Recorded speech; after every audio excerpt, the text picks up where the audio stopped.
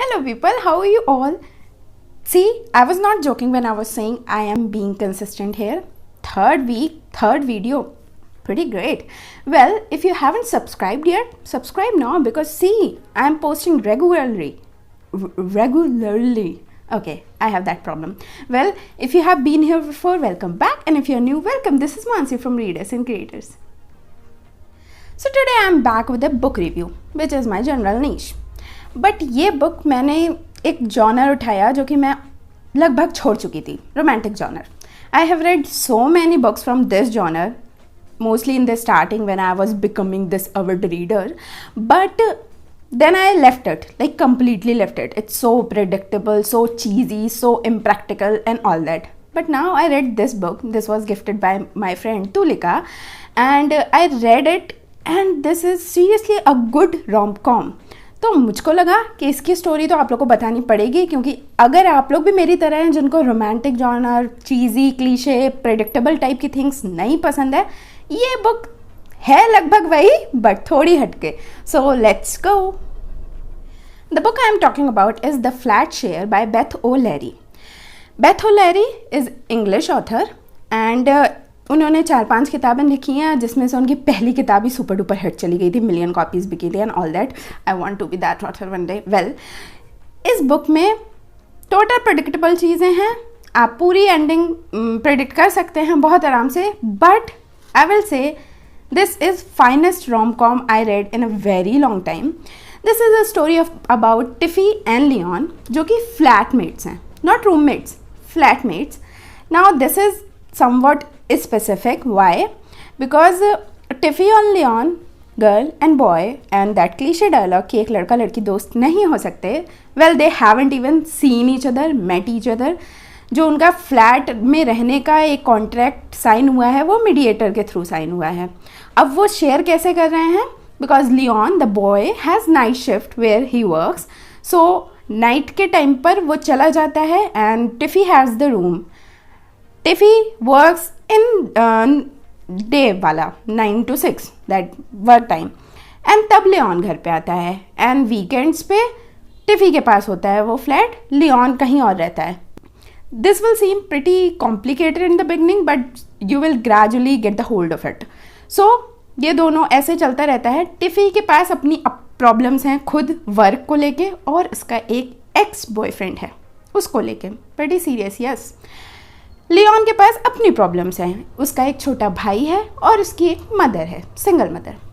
Now incidents होते हैं, accidents होते हैं, सिचुएशंस बनती हैं, सर्कमस्टांसेस होते हैं एंड फाइनली टिफ़ी और लियोन मिलते हैं.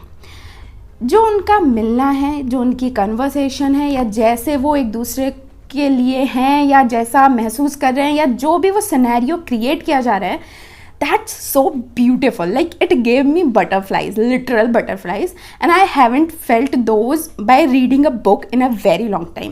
So basically the villain in Tiffy's life, I wouldn't say villain, but like the problem in Tiffy's life, the major problem is her ex-boyfriend, and the problem in Leon's life is his younger brother. Not problem, but something which is taking most of his time and thinking and thoughts, everything. दोनों मिलते हैं, दोनों एक दूसरे के लिए perfect हैं. Like Leone जिस टाइप की लड़की को पसंद करता है, Tiffy is everything that. Not that कि ये दोनों जब मिले तभी इनको रिलेशनशिप या प्यार और इन सब चीज़ों के बारे में पता चला. They had relationships before that, they broke off and everything. पूरी स्टोरी प्रेडिक्टेबल है, happy ending as you predicted कि टिफ़ी और लियोन साथ हो गए होंगे. Yes, good cliche thing. But why this book is unique in its own way because पहली बात तो writing is so good, like it will make you feel the words, feel the situation, feel those persons.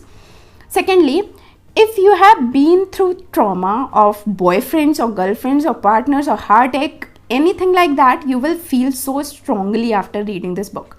इसमें trauma को बहुत खूबसूरत तरीके से दिखाया गया है जिसको पूरी तरह highlight नहीं किया है but it's present. So that part.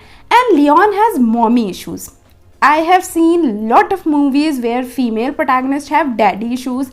I have read many books where female protagonists have daddy issues and people talk about daddy issues like it's something so casual and so like cool slang type thing, but this books talk about mommy issues and I'm impressed, really impressed.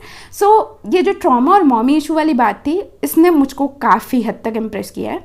Story predictable है, but इसको पढ़ने में बहुत मज़ा आएगा आपको. अगर आपने रोमांटिक जॉनर शुरू करके छोड़ दिया है, बिकॉज जब मैंने रीडिंग शुरू की थी all I read was romantic genre. ये एक ऐसा जॉनर है जो किसी भी एज ग्रुप के इंसान को बांधे रख सकता है, इवन अ टीनेजर, अडल्ट और एनीवन. तो शुरू में मैं सिर्फ वो पढ़ती थी, बट ग्रेजुअली बहुत ज़्यादा इम्प्रैक्टिकल लगने लगा, क्योंकि रियल लाइफ में ऐसा नहीं होता है जैसा कि बुक्स और मूवीज़ में दिखाया जाता है. But this book is good. I will से, अगर आप नॉन रीडर भी हैं और सिर्फ बुक पढ़ना चाहते हैं, ट्राई देना चाहते हैं किसी बुक को, try this. It's easy English, easy story, कोई बहुत दिमाग नहीं घुसाना है इसमें, and it's a good read जो आपको बांधे रखेगी through out the day. And अगर आप रोम कॉम छोड़ चुके हैं तो आप इसको पढ़ के उस जॉनर में दोबारा जा सकते हैं, जैसे कि मैं जा रही हूँ. Also this author Beth ओलेरी, I will try to read more books of her, and I have read so many historical fictions, intense ones, कि अब ऐसी लाइट रीड्स बड़ी अच्छी लग रही हैं, लाइक थोड़ा अडल्टिंग में थोड़ा एक ब्राइट लाइट टाइप की. Well, this was my review. It's a good book, good rom com. I have read rom-com after a long time. I liked it. And The Flat Share, book name, Beth O'Leary, the author, Tiffany Leon, the protagonist. अब मैं पूरी story खोल के नहीं रख देने वाली हूँ, बट मैंने मोटा मोटा आपको बता दिया है. Well, I hope you like this review. If you like it, like, comment, share, subscribe, you know the drill. And all other links to my Instagram, to my Medium account, and are in description box. And yeah, we'll meet you on next Saturday. Till then, keep reading, be happy, be safe. Bye bye.